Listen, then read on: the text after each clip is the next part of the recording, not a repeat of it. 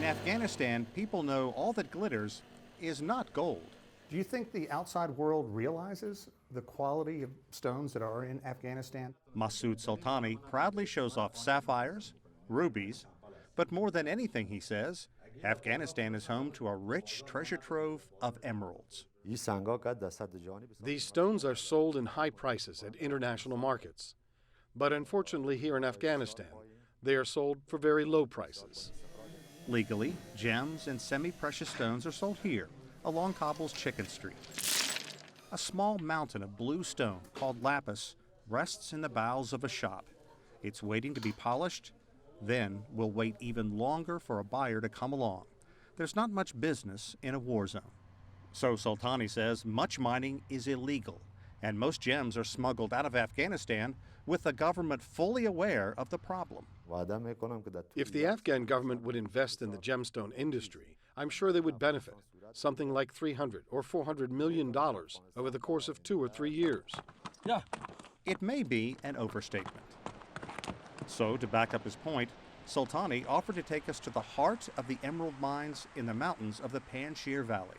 If this nation is going to be able to lift itself out of generations of poverty, it has to find a way to generate income. And one way is by all the natural resources that remain untapped because of the decades of insecurity here in this rugged landscape. It's just absolutely awe-inspiring as we make our way up. It would take us hours to walk, but we're not walking. We have horses to take us up to the top of the mountain. We pass dozens of mines, and the young and old pouring through rubble for a hidden gem. The mines are simply holes punched in the mountain by the Mujahideen fighters over the years. The Taliban has never made it into this region, but warlords have, controlling illegal mining and smuggling. I can tell you the government only has control of about 2 or 3% of the mines here. That is it. 95% of them operate illegally.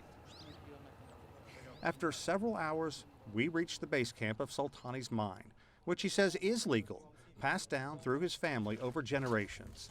And inside, it's about what you'd expect. It operates about as safely as anything in Afghanistan. A few holes are drilled. In go the explosives. Then you literally run for it. So we're going to be in here when it blows up? Yeah.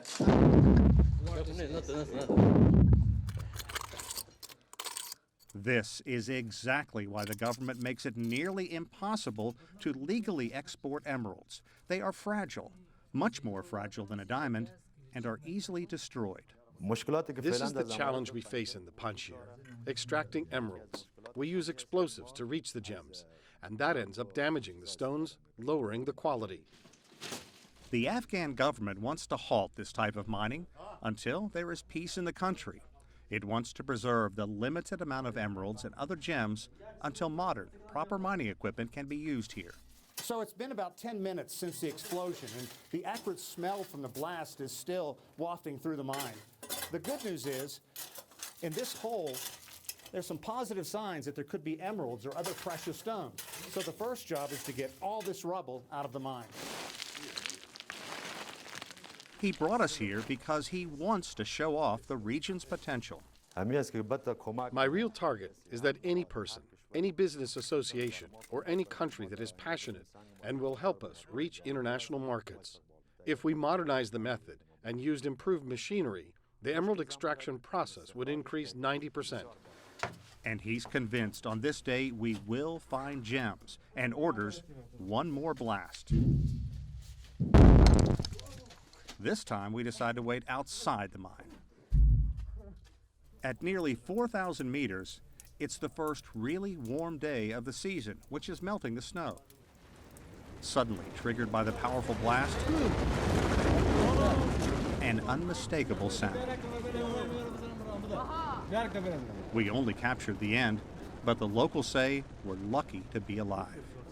Okay, this was took an awful turn for the worse. We just went through an avalanche. If you can look, hand, pants torn up. Snow just came barreling down. This used to be a walkway. I went down that hill Back up now. But shaken. You guys are okay? I could have gone all day without that. But it shows the dangers and what people have to go through to work up here. Guys, they think it's not safe to stay in here. Let's go in. No, we're going home. We limp down the mountain. Andrew, after you. But mining goes on the way it always has, with no chance of ending the cycle of danger and yielding only slim rewards.